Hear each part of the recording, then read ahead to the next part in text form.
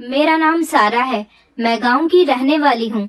गांव में रहने के बावजूद भी मेरे पापा ने मुझे शहर पढ़ने के लिए भेजा और मेरी पढ़ाई पूरी करवाई। हमारा गांव कोई ऐसा गांव नहीं था जिसमें रस्मों रिवाज के खिलाफ नहीं जा सकते थे। वैसे भी आज के जमाने के लोग मॉडर्न हो गए हैं और उन्होंने अपनी पुरानी सोच को बदल लिया है।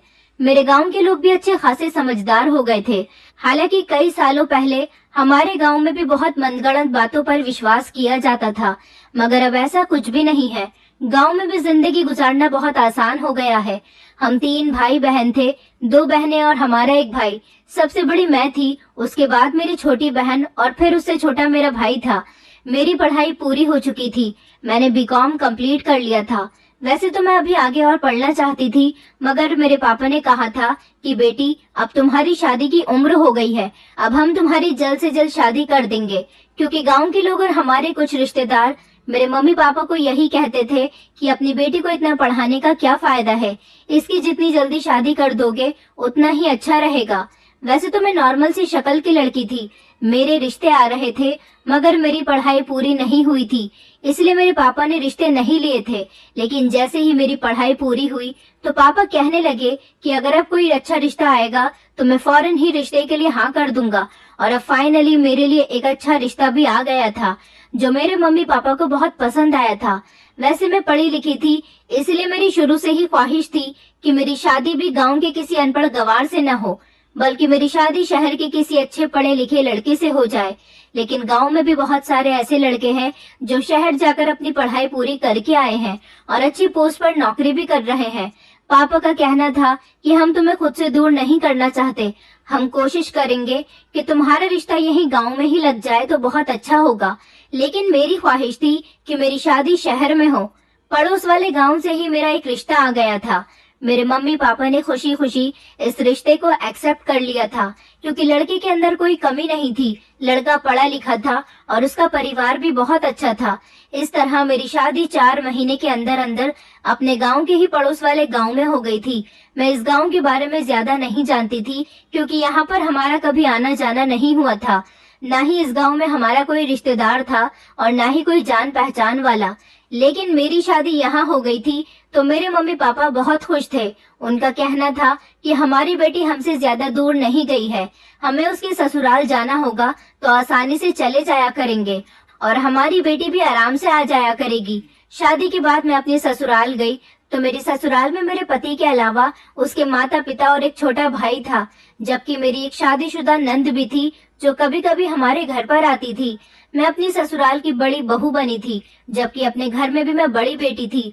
पति तो मुझे प्यार करने वाला मिला था, लेकिन उनका काम इतना होता था कि वो ज्यादातर अपने काम में ही बिजी रहते थे।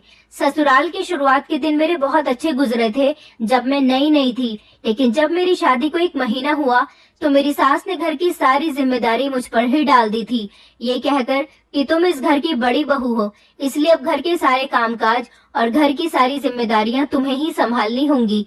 मेरे पति ने मुझे मुंह दिखाए पर मोबाइल गिफ्ट किया था, इसलिए मैं आराम से अपने मायके वालों के कांटेक्ट में थी, उनसे खूब बातचीत करती रहती थी। मैंने अपनी मम्मी को जब ये बात बताई कि मेरी सास ने घर के सारे कामकाज और जिम्मेदारी मुझ पर डाल दी है, मुझसे ये सब कुछ बर्दाश्त नहीं होता, तो मेरी मम्मी ने मुझे यही समझाया कि तुम बहुत भाग्यशाली हो जिसकी सास ने तुम्हें शुरुआत के दिनों में ही घर की सारी जिम्मेदारी संभालने के लिए दे दी है, ये सोचकर कि तुम घर की बड़ी बहू हो। घर की बड़ी बहू बनना कोई आसान बात नहीं होती। तुम नहीं जानती कि घर की बड़ी बहू की कितनी अहमियत होती है। अरे ये तो बहुत अच्छी बात है कि तुम्हारी सास ने खुद ही तुम्हें सारी गृहस्थी दे दी है, वरना कुछ परिवारों की बहुओं को तो ये नसीब भी नहीं होता। अपनी मम्मी की बात सुनकर मेरा गुस्सा कुछ शांत हुआ था। मुझे लगा कि घर की सारी जिम्मेदारी मुझ पर सौंपने का मतलब ये है कि मेरी सास ने घर का सारा कामकाज मेरे हवाले कर दिया। लेकिन मेरी सास बहुत अच्छी थी, घर के कामकाज में मेरा हाथ बटाया करती थी। मैं बहुत आजाद बिहेवियर की थी और ससुराल में मुझे अपने मायके से ज्यादा काम करने पड़ रहे थे, इसलिए अभी मैं अपने ससुराल के कामों को इतनी जल्दी एक्सेप्ट नहीं कर पा रही थी। मैं नौकरानी रखना चाहती थी, मगर मेरे पति ने मुझे साफ इनकार कर दिया और कहने लगे कि हमारे पूरे खानदान में कभी भी किसी ने नौकरानी नहीं रखी है, क्योंकि हमारे गांव में और हमारे खानदान में नौकरानी रखने का रिवाज नहीं है। भले ही मैं थोड़ा सा काम करती थी, क्योंकि आधा काम तो मेरी सास ही किया करती थी, लेकिन फिर भी मुझे घर के काम बहुत ज्यादा लगते थे। मैं बहुत थक जाती थी। जब रात को अपने कमरे में आती और अपने पति को बताती कि मैं घर के काम काज में बहुत थक जाती हूँ, मुझसे घर के काम नहीं होते, तो मेरा पति कहता था कि इस घर में काम तुम्हें ही करने होंगे, क्योंकि तुम इस घर की बहू हो। तुमसे ज्यादा काम तो मम्मी कर लेती हैं, लेकिन फिर भी तुम्हें घर के कामों से हमेशा शिकायतें ही रहती हैं। मैं अपने पति से शिकायत नहीं करती तो क्या करती। आखिरकार मेरे ससुराल का घर बहुत बड़ा था।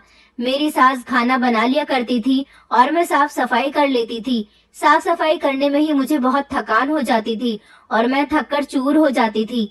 रात को जब मेरे पति घर आते थे तो मैं उनसे भी ज्यादा ढंग से बात नहीं करती थी। उन्हें मेरी इस हरकत पर बहुत गुस्सा आता था। यही वजह थी कि मेरी शादीशुदा जिंदगी मुश्किलों का शिकार हो गई थी। मुझे गुड न्यूज भी जल्दी ही मिल गई थी। मैं अभी तक अपने ससुराल में एडजस्ट नहीं हो पाई थी और इन सारी चीजों ने मिलकर मेरी सेहत पर बहुत बुरा असर डाला था। मुझे बहुत गुस्सा आता था। मैं चाहती थी कि इस घर में मेरे साथ कामकाज करने वाला एक और इंसान भी हो, क्योंकि मेरी सास ने भी शादी के कुछ दिनों तक ही खाना बनाया था। उसके बाद उनकी तबीयत ठीक नहीं रहती थी और वो ज्यादातर टाइम अपने कमरे में ही स्पेंड करती थी। मैं इतनी चिड़चिड़ी हो गई थी कि मैं अपने ससुराल वालों से नाराज रहने लगी थी। मैं कभी भी अपनी सास को कुछ भी कह दिया करती थी और अपने पति को भी। मेरी सास अब मुझसे नाराज रहने लगी थी और मेरे पति कहते थे कि तुम घर की बड़ी बहू हो तो तुम्हें इन सारी जिम्मेदारियों को समझना ही होगा। मुझे पता ही नहीं चला था कि मैंने अपने नेचर को कितना बुरा कर लिया है। जब मेरा गुस्सा ठंडा होता था तब मुझे अफसोस होता था कि मैंने घर वालों के साथ कितना बुरा बिहेव किया। फिर मैं एक एक करके सबसे माफी मांगती थी। मेरा देवर भी रात को घर पर आता था। एक तो मैं सारे दिन की थकी हुई होती थी और रात को वो देर से घर आता और मुझसे खाना मांगता तो मुझे उस पर और ज्यादा गुस्सा आ जाता था। मैं समझती थी कि वो मेरी सास का बेटा है, इसलिए अपने बेटे का ख्याल उनको ही रखना चाहिए, मगर वो तो अपनी बीमारी की वजह से कमरे से बाहर निकलकर ही नहीं आती थी और मेरे ससुर भी रात को खर्राटे मारकर सोते थे।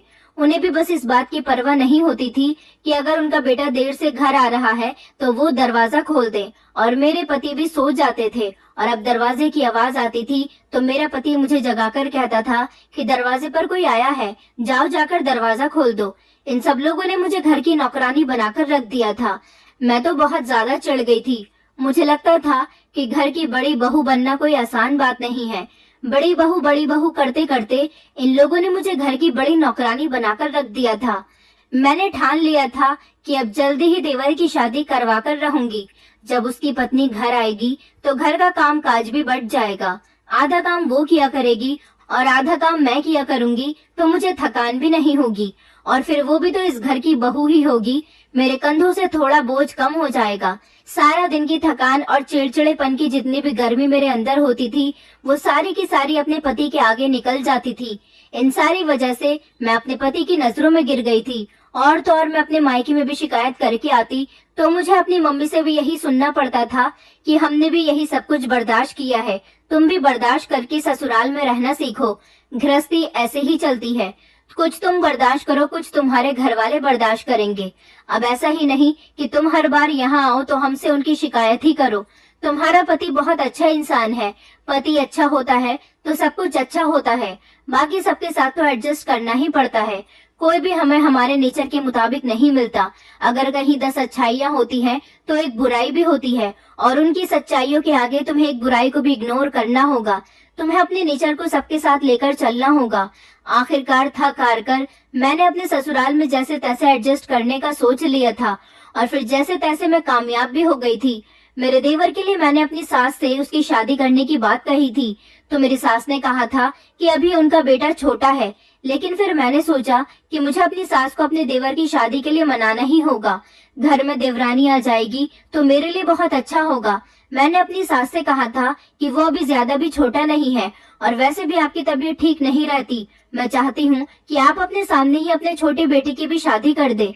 मेरी सास कहने लगी कि चलो ठीक है, अगर तुम कहती हो तो उसके लिए लड़कियां भी तुम खुद ही तलाश करना शुरू करो। मैंने अपने देवर के लिए लड़की तलाश करने की जिम्मेदारी खुद संभाल ली थी, मगर मैं इस जिम्मेदारी में भी थककर चूर हो गई थी, क्योंकि जो लड़की मुझे पसंद आती वो मेरे देवर को पसंद नहीं आती थी, और जो लड़की मेरे देवर को पसंद आती उसको मेरी सास रिजेक्ट कर दिया करती थी। ऐसा करते करते काफी समय गुजर गया था और मैं एक बच्चे की माँ बन गई थी। बच्चा पैदा होने के बाद मैं आराम करती रही, क्योंकि मेरी छोटी बहन मेरे घर आकर रहने लगी थी और उसने घर के सारे काम को अच्छी तरह से संभाल लिया था। लेकिन जब मेरा बेटा 2 महीने का हुआ तो मेरी बहन घर को वापस चली गई थी, क्योंकि उधर मेरे मम्मी पापा को भी बहुत परेशानी हो रही थी।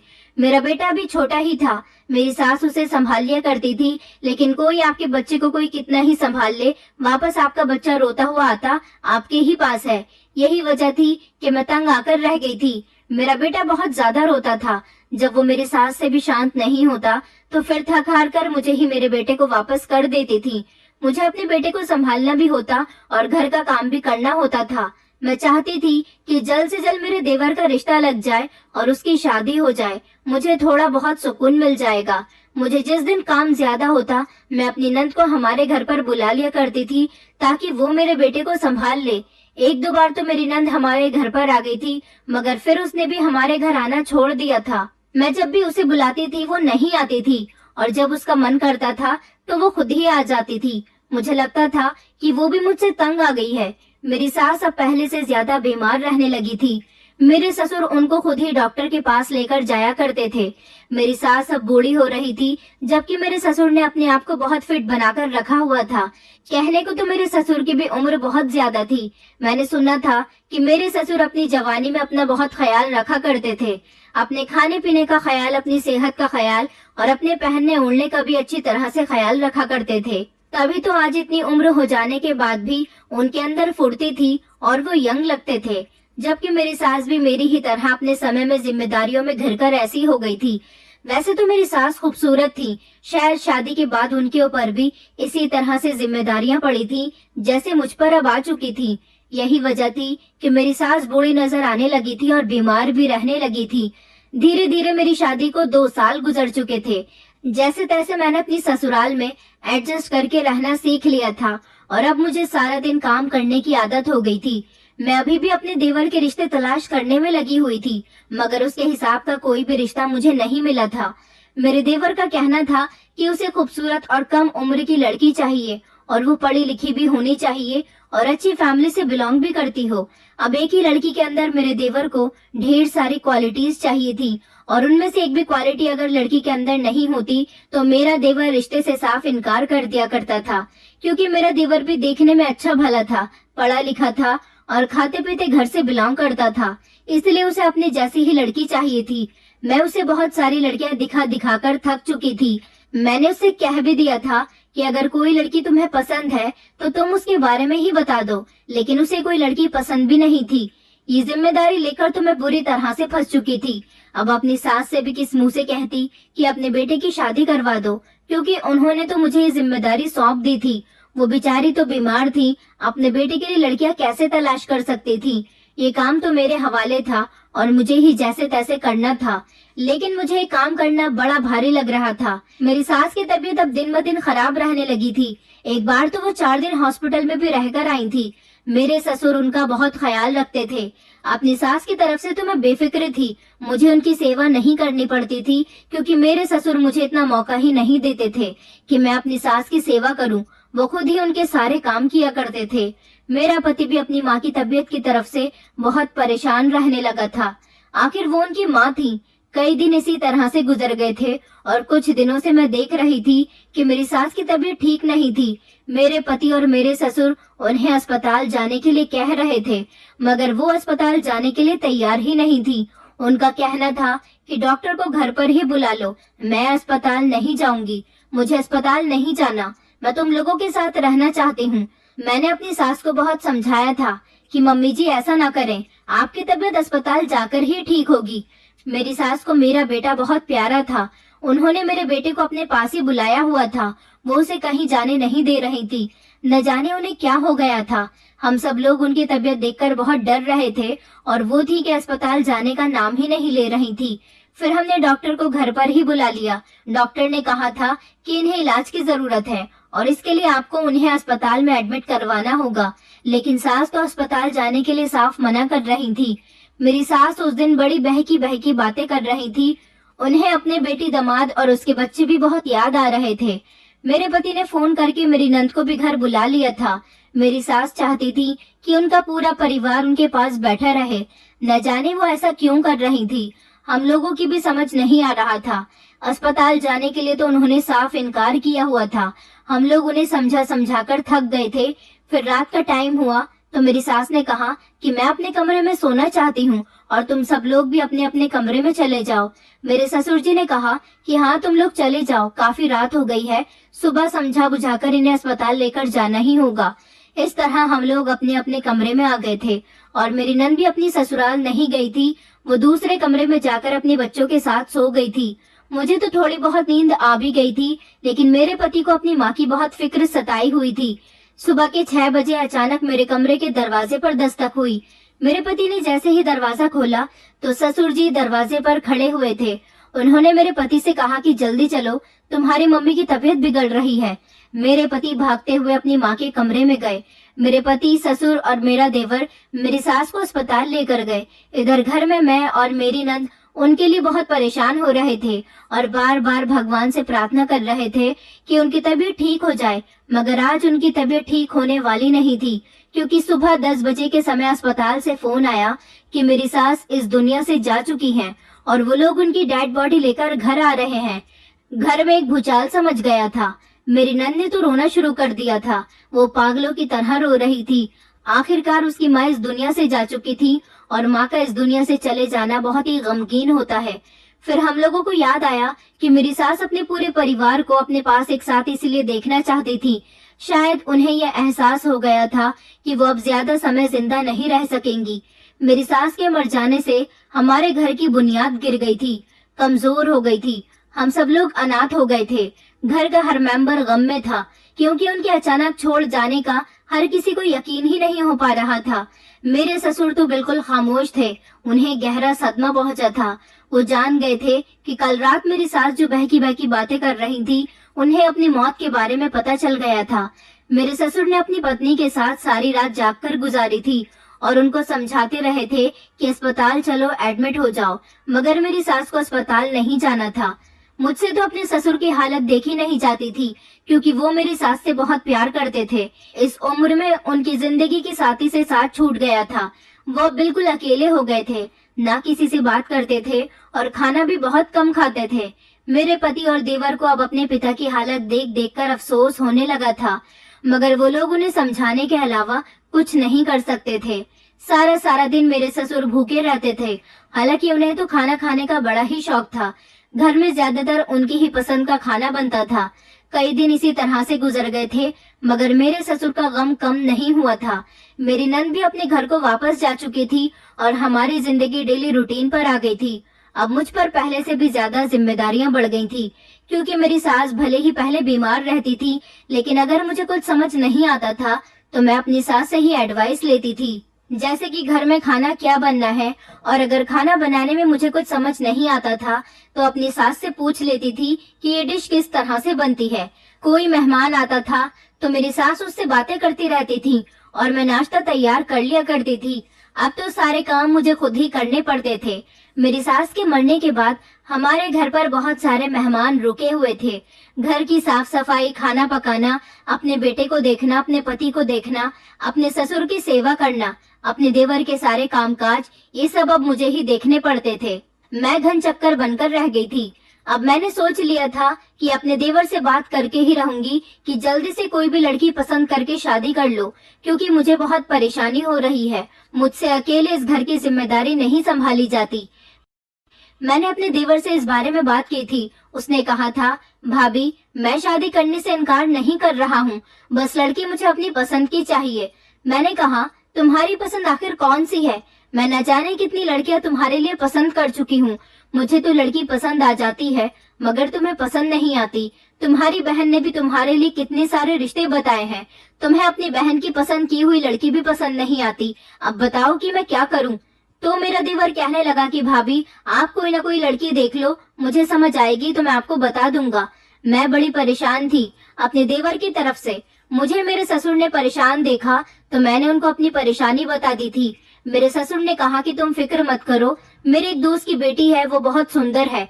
मैं अपने दोस्त से उसकी बेटी के लिए रिश्ते के बारे में बात करता हूँ और उससे पहले उसकी फोटो तुम्हें दे दूंगा, तुम मेरे बेटे को दिखा देना। अपने ससुर की बात मुझे ठीक लगी थी, इससे अच्छी और क्या बात हो सकती थी। वो मेरा काम आसान कर रहे थे। बस दिक्कत मेरे देवर की थी, उसे लड़की पसंद आ जाए। मैं मन ही मन में प्रार्थना कर रही थी कि मेरे ससुर के दोस्त की बेटी मेरे देवर को पसंद आ जाए और लड़की वाले भी मेरे देवर को पसंद कर ले। मेरे ससुर ने जब मुझे लड़की की फोटो दिखाई तो वो दिखने में बहुत ज्यादा सुंदर थी। मुझे तो देखते के साथ ही पसंद आ गई थी। अब मैंने जैसे ही अपने देवर को लड़की की फोटो दिखाई तो मेरी सोच के मुताबिक उसे लड़की पसंद नहीं आई थी। लेकिन मैं इस बार गुस्सा हो गई और मैंने कहा कि आखिर इस लड़की में क्या कमी है, और अब तुम्हें शादी करनी है तो खुद करो, मैं तुम्हारे लिए कोई भी लड़की तलाश नहीं करूंगी। मेरी बात सुनकर मेरा देवर खामोश हो गया था। मेरे पति ने उसे समझाया था कि अब तुम्हें शादी कर लेनी चाहिए, आखिर इस लड़की में क्या कमी है, अच्छी खासी तो है। अपने भाई की बात सुनकर मेरे देवर ने कहा था कि ठीक है भैया, मैं इस लड़की से शादी करने को तैयार हूँ। बस मेरे दिल में अभी मम्मी का गम है, मैं इसलिए शादी नहीं कर रहा। लेकिन आप सब लोग इतनी जिद कर रहे हो तो मैं तैयार हूँ। मैं तो अपने देवर की बात सुनकर बहुत खुश हुई थी। मैंने सोच लिया था कि अब जल्दी से उसकी शादी की तैयारी शुरू कर दूंगी। मेरे ससुर के दोस्त ने भी मेरे देवर को अपनी बेटी के लिए पसंद कर लिया था और फिर मेरे देवर की भी शादी हो गई थी। वो अपनी पत्नी के साथ खुश था। मैंने नोटिस किया था कि मेरे देवरानी बहुत सीधी और सिंपल है। वो सिर्फ अपने काम से काम रखती थी और बहुत मेहनती थी। उसके घर में आ जाने से मुझे बहुत सुकून मिला था, क्योंकि हम दोनों ने अब घर का काम आधा आधा बांट लिया था। मैं सोच रही थी कि जब से मेरी सास की मौत हुई है तब से मैं अपने मायके नहीं गई हूँ। क्यों ना मैं कुछ दिनों के लिए अपने मायके चली जाऊं। वैसे भी देवरानी है ना, अब घर का काम देखने के लिए। मैंने अपने पति से परमिशन ली और मैं एक हफ्ते के लिए अपने मायके चली गई। लेकिन जब एक हफ्ते के बाद मैं अपने घर को वापस आई तो मैंने देखा कि मेरी देवरानी मेरे ससुर के कमरे में जब सफाई करने के लिए गई तो वहां से पूरे 2 घंटे के बाद वापस आई थी। अपने मायके जाने से पहले मैं ही अपने ससुर के कमरे की सफाई किया करती थी और मेरे मायके जाने के बाद ये ड्यूटी मेरी देवरानी की हो गई थी। अब मैं दोबारा से अपने ससुर के कमरे में सफाई जाने की कोशिश करती तो मेरी देवरानी मुझे रोक दिया करती थी और कहती कि मैं ही उनके कमरे की सफाई कर लूंगी, आपको कमरे में जाने की जरूरत नहीं है। मैं ये देखकर बड़ी हैरान होती थी कि मेरी देवरानी मेरे ससुर के कमरे की सफाई करने अगर जाती भी है तो 2 घंटे से पहले वापस क्यों नहीं आती, और जब कमरे से बाहर निकल कर आती थी तो उसका पूरा शरीर पसीने से गीला होता था। मैं बड़ी हैरान होती थी कि आखिर मेरे मायके जाने के बाद घर का ये क्या हाल हो गया। 1-2 दिन तो मैंने भी सोचा कि चलो अच्छी बात है, अगर मेरी देवरानी ससुर के कमरे की सफाई कर भी देती है तो इसमें तो मेरा ही आराम है। लेकिन अब तो मेरी देवरानी हर रोज ही ससुर के कमरे की सफाई करती है। कई दिन इसी तरह से गुजर गए थे। मुझे ये बात बिल्कुल भी अच्छी नहीं लग रही थी कि मेरी देवरानी इतनी देर तक ससुर के कमरे के अंदर क्या करती है। और तो और अब मैं नोटिस करने लगी थी कि मेरी देवरानी जैसे ही मेरे ससुर के कमरे के अंदर जाती तो कमरे के दरवाजे को अंदर से बंद कर लिया करती थी। और हैरानी मुझे इस बात पर होती थी कि ससुर जी भी कमरे के अंदर ही होते थे। मेरे ससुर जी को चाहिए था कि वो मेरी देवरानी के कमरे में जाते ही अपने कमरे से बाहर निकल आया करे, मगर वो तो कमरे से बाहर आते ही नहीं थे। और मेरी देवरानी भी मेरे ससुर की मौजूदगी में ही सफाई किया करती थी। मेरे दिमाग में आ रहा था कि मैं ये बात अपने पति और अपने देवर से करूं, मगर फिर मुझे लगा कि कहीं घर में इस बात से लड़ाई झगड़ा ना हो जाए। एक दिन मैंने सोचा कि मैं अपनी देवरानी से कहूंगी कि तुम ससुर जी के कमरे की सफाई करने मत जाना, मैं खुद ही पहले की तरह कर लिया करूंगी। लेकिन जब मैंने उससे बात की तो उसने साफ इनकार कर दिया और कहने लगी कि ससुर जी पर जितना हक आपका है उतना ही हक मेरा भी है। मैंने आपसे कहा ना कि ससुर जी के कमरे की सफाई की जिम्मेदारी मैं खुद ले लेती हूँ। मुझे अपनी देवरानी का ये एटीट्यूड बहुत ही बुरा लगा था। मैंने देखा था कि जिस दिन मेरी देवरानी मेरे ससुर के कमरे में सफाई लगाने नहीं जाती थी तो मेरे ससुर उसे खुद आवाज लगा लिया करते थे। मुझे उन दोनों पर शक होने लगा था। मैं समझ रही थी कि मैं अपने ससुर को जितना अच्छा समझती थी वो बिल्कुल भी ऐसे नहीं है, और मेरी देवरानी जिसे मैं बहुत सीधी समझती थी वो तो बड़ी ही चालाक निकली। मैंने नोटिस किया था कि जब मेरा देवर अपने ऑफिस चला जाता था वो तभी ससुर जी के कमरे में सफाई करने के लिए जाती थी, और जिस दिन मेरे देवर की छुट्टी होती थी उस दिन मेरी देवरानी ससुर जी के कमरे में नहीं जाती थी, बल्कि वो छुट्टी वाले दिन अगर किसी काम के लिए घर से बाहर निकलता तो फौरन ही मेरी देवरानी ससुर जी के कमरे में चली जाती और कहती कि सफाई करने के लिए जा रही हूँ। बड़ी ही अजीब बात थी, मेरी समझ नहीं आ रहा था कि क्या हो रहा है। मैं चाहती तो उन दोनों को कटघरे में खड़ा कर सकती थी, लेकिन मेरे पास ऐसा करने के लिए कोई सबूत नहीं था। मुझे डर था कि कहीं जैसा मैं सोच रही हूँ ऐसा अगर सच में हुआ तो बहुत बड़ी मुसीबत आ जाएगी। मुझे लगता था कि मेरी देवरानी और मेरे ससुर के बीच कुछ चल रहा है। एक दिन मैंने देखा था कि मेरे ससुर एक छोटी सी पॉलिथीन में कुछ लेकर आए थे और मेरी देवरानी को दिया था। मेरी देवरानी ने खामोशी से उसे अपने पास रख लिया और कमरे में चली गई थी। मैं सोच में पड़ गई थी कि मेरे ससुर ने चोरी चुपके आखिर मेरी देवरानी को ये क्या दिया है। मैंने ये बात जानने की कोशिश भी की और मैं अपनी देवरानी के कमरे में गई कि आखिर मेरे ससुर जी देवरानी के लिए क्या लेकर आए हैं, मगर मुझे कुछ पता ही नहीं चल सका था। मेरी देवरानी बहुत चालाक थी। मेरी नजर बचते ही वो मेरे ससुर के कमरे में चली जाती थी। अब तो कई दिनों से वो मेरे ससुर को शाम के टाइम पर चाय भी बनाकर देने लगी थी, जबकि मेरे ससुर पहले तो चाय नहीं पीते थे। एक दिन मैंने अपने पति से बात करने की कोशिश की और उनसे कहा कि नीति ससुर जी के काम बड़े ही शौक से करती है।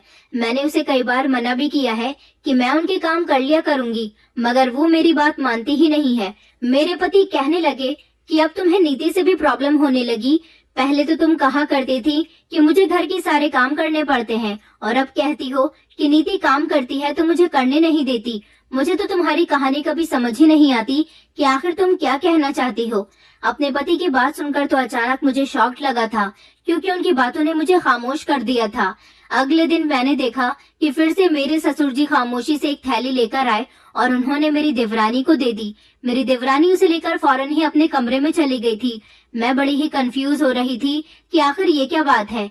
एक दिन मैंने अपनी देवरानी से कहा कि आज मैं ससुर जी के कमरे की सफाई लगा दूंगी, तो मेरी देवरानी कहने लगी कि भाभी, मैंने आपसे कितनी बार मना किया है। जब इस काम की जिम्मेदारी मैं ले चुकी हूँ तो आपको बार बार एक ही बात को दोहराने की जरूरत नहीं है।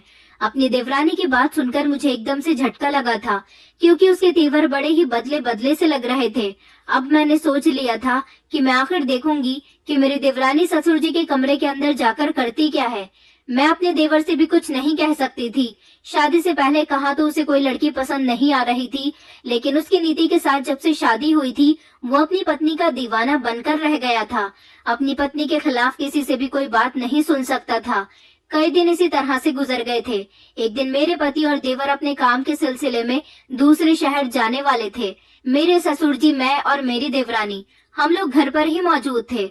मैंने सोचा कि इससे अच्छा मौका और कोई नहीं हो सकता। मुझे इसी समय में अपनी देवरानी और ससुर की सच्चाई का पता लगाना होगा कि आखिर वो दोनों घंटों घंटों तक कमरे के अंदर क्या करते हैं। सफाई ही की जाती है या फिर कुछ और होता है। मेरे पति और देवर घर से निकल चुके थे। सुबह सुबह का टाइम था। मेरे ससुर तो अभी अपने कमरे में सो रहे थे और मेरी देवरानी अपने कमरे की सफाई लगा रही थी। मैंने देखा कि जैसे ही मेरे ससुर जी सोकर उठे तो मेरी देवरानी उनके कमरे में नाश्ता बनाकर ले गई थी, और थोड़ी देर के बाद जब वापस आई तो झाड़ू पोछा भी उठाकर उनके कमरे में ले गई और कमरे के दरवाजे को अंदर से बंद कर लिया। मैं जानती थी कि वो कमरे का दरवाजा बंद जरूर करेगी, इसलिए मैंने आज खिड़की में ही झांकने का बंदोबस्त किया हुआ था। कल रात में चोरी चुपके अपने ससुर के कमरे के अंदर चली गई थी, क्योंकि मेरे ससुर के कमरे की एक खिड़की थी जो हमेशा कमरे के अंदर से बंद रहती थी। उसे कभी खोलने की जरूरत ही नहीं पड़ी थी। लेकिन मैं कल रात कमरे के अंदर गई और मैंने खिड़की को खामोशी से अंदर से खोलकर कमरे से बाहर से बंद कर दिया था। और इस तरह जैसे ही मेरी देवरानी कमरे के अंदर गई तो मैंने खामोशी से खिड़की को बाहर से खोला और उसके अंदर झांक कर देखने लगी। मुझे कमरे के अंदर का नजारा खिड़की से साफ नजर आ रहा था कि कमरे के अंदर क्या हो रहा है। पहले तो मेरे ससुर जी ने नाश्ता किया और उसके बाद उन्होंने एक ऐसी शर्मनाक हरकत की जिसे देखकर मेरी आंखें शर्म से झुक गई थी।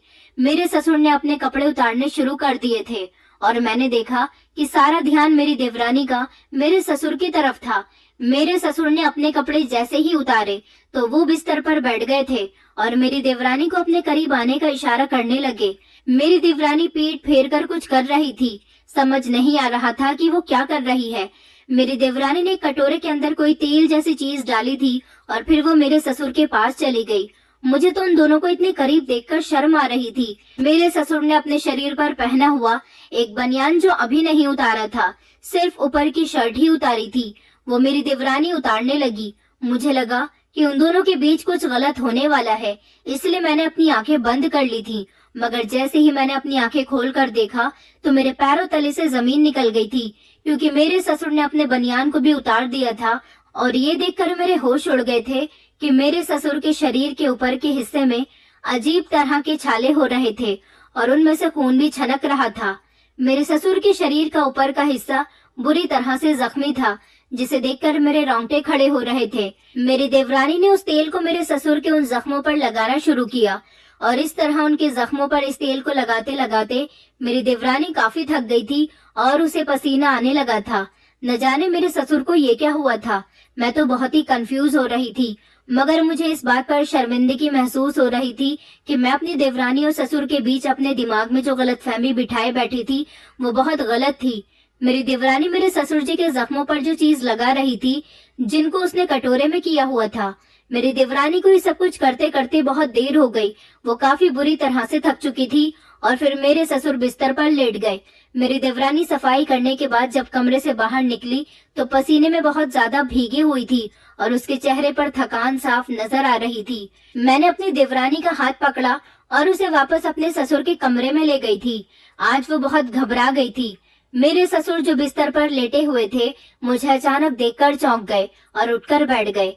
मेरी देवरानी कहने लगी कि भाभी, आप ससुर जी के कमरे में क्यों आई हो? मैंने कहा, आज मैं तुम्हारी सच्चाई जान चुकी हूँ। उन दोनों के चेहरे पर घबराहट साफ नजर आ रही थी, मगर जब मैंने उनके सामने हाथ जोड़े तो वो लोग मुझे देखते ही शॉक्ड रह गए थे।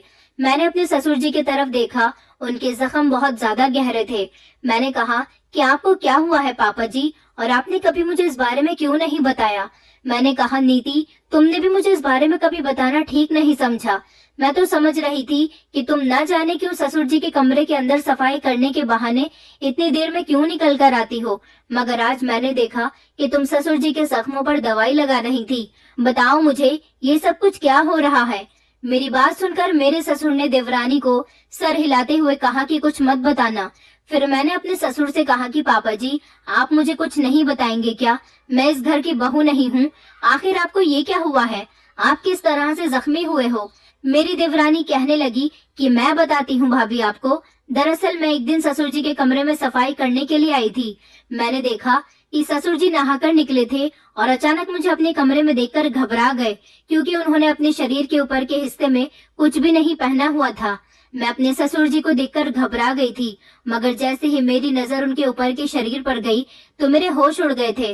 दरअसल ससुर जी को ये एलर्जी की बीमारी है और ये एलर्जी उनकी बॉडी में काफी हद तक फैल गई है।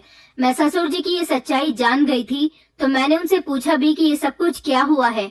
पापा जी मुझे कुछ नहीं बता रहे थे, लेकिन मैंने जबरदस्ती उनसे पूछा और कहा कि आप मुझे बताइए कि आपका शरीर इतना जख्मी क्यों हो रहा है। फिर मेरे ज्यादा जिद करने पर पापा जी ने मुझे बताया कि अब तुम मेरी सच्चाई जान गई हो तो मैं तुम्हें बता देता हूँ। पापा जी के शरीर पर एलर्जी हो गई थी, उनको किसी जहरीले कीड़े ने काट लिया था। ये सब मम्मी जी के सामने ही हुआ था, मगर पापा जी को एलर्जी बहुत मामूली सी थी। लेकिन जब मम्मी जी की मौत हुई और पापा जी बहुत गम में चले गए, मम्मी जी के मर जाने की वजह से उन्होंने खाना पीना भी ठीक से नहीं किया, जिसकी वजह से उनकी ये बीमारी बढ़ती गई और उनकी एलर्जी एक बहुत खतरनाक बीमारी में बदल गई। मेरे दादाजी एक पुराने वैद्य थे और वो आयुर्वेदिक नुस्खे जानते थे, इसलिए अपने दादाजी का अपनाया हुआ एक आयुर्वेदिक नुस्खा मुझे भी याद आ गया। मैंने ससुर जी से कहा कि मैं आपका इलाज कर सकती हूँ। आपकी ये एलर्जी बहुत खतरनाक है। इस एलर्जी में पेशेंट के जख्मों को छूने वाला इंसान भी इसके कांटेक्ट में आ सकता है।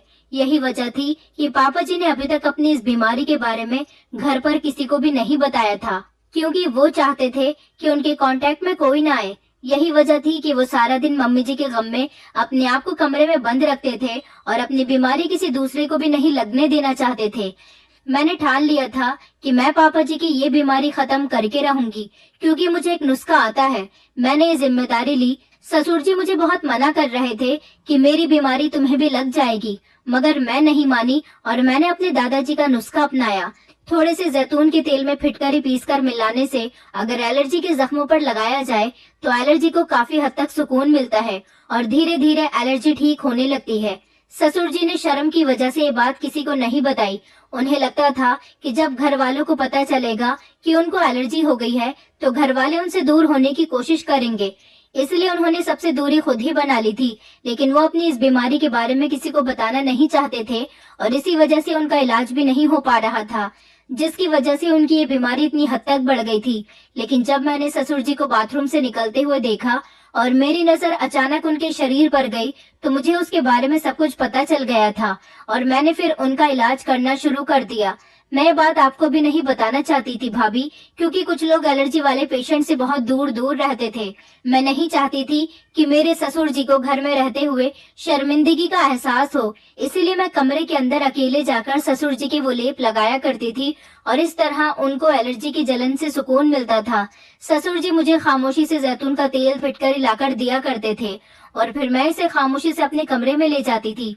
जब मेरा पति नहीं होता था तो मैं कमरे में बैठकर पहले लेप बनाया करती थी और उसके बाद ससुर जी के जख्मों पर लगाती थी और इसको ससुर जी के जख्मों पर लगाने में मुझे कम से कम 1-2 घंटे का टाइम लगता था। यही वजह थी कि मैं बहुत थक जाती थी और उसके बाद मुझे ससुर जी के कमरे की सफाई भी करनी होती थी। मैं समझ गई थी कि आपको मुझ पर धीरे धीरे शक होने लगा है, लेकिन मुझे अपने ससुर जी को ठीक करना था। अब देखिए धीरे धीरे ससुर जी की एलर्जी ठीक हो जाएगी। मैंने पापा जी की तरफ देखते हुए उनसे कहा कि पापा जी, मुझे आपसे ये उम्मीद नहीं थी, आपको मुझे भी इस बारे में बताना चाहिए था। भले ही कुछ एलर्जी ऐसी होती है जिसके पेशेंट से दूर रहना चाहिए, लेकिन आप मेरे ससुर हैं और मेरे पिता समान हैं। अगर मेरे पिता को कोई बीमारी हो तो मैं भी उसको ठीक करने का हल सोचूंगी, ना कि उससे दूर रहूंगी। ससुर जी कहने लगे कि बहू, मैं जानता हूँ कि मेरी गलती है, मगर मैं चाहता हूँ कि तुम इस बारे में किसी को मत बताना। मैं चाहता हूँ कि मैं ठीक हो जाऊं और इस बारे में किसी को पता न चले, क्योंकि मैं खुद ही अपना इलाज खामोशी से करवा रहा था मगर मुझे कोई फायदा नहीं था। नीति ने मेरी बहुत मदद की है। मैंने ससुर जी से कहा कि जी आप फिक्र मत कीजिए, किसी को इस बारे में कुछ पता नहीं चलेगा और अब मैं और नीति दोनों मिलकर आपका ख्याल रखेंगे। मैं नीति को लेप बनाकर दिया करती थी और हम दोनों देवरानी जेठानी खुद अपने हाथों से ससुर के जख्मों पर लेप लगाया करते थे। भगवान की कृपा से ससुर जी की एलर्जी हम दोनों को नहीं लगी थी, क्योंकि लेप लगाने के बाद हम लोग अच्छी तरह से अपने हाथ धोते थे। कुछ दिन इसी तरह से हमने अपने ससुर जी के वो लेप लगाया। मेरे ससुर जी धीरे धीरे ठीक हो गए थे और फिर कुछ दिनों बाद मैंने अपने पति और देवर को भी ये बात बता दी थी। उन लोगों को नीति पर गर्व महसूस हुआ था। नीति एक बहुत अच्छी लड़की थी। उसने अपने दादाजी का पुराना नुस्खा आज अपने ससुर पर आजमाया था और वो काम भी आ गया था। मुझे आज भी अपने ऊपर शर्मिंदगी महसूस होती है कि मैं नीति को और अपने ससुर के बीच में कुछ गलत संबंध समझती थी, मगर नीति ने तो एक बहू होने का फर्ज अच्छी तरह से निभाया था और मेरे ससुर की बेटी बनकर दिखाया था। शायद इतना दिमाग तो मैं भी नहीं लगा पाती जितना कि नीति ने लगाया था। अब हम दोनों देवरानी जेठानी मिलकर घर के सारे कामकाज को आसानी से करते हैं। हमारे ससुर अपनी दोनों बहुओं को बेटी समान समझते हैं और हमारे घर में अब काफी हद तक सुकून है, क्योंकि हम दोनों ने गृहस्थी को अच्छी तरह से संभाला हुआ है।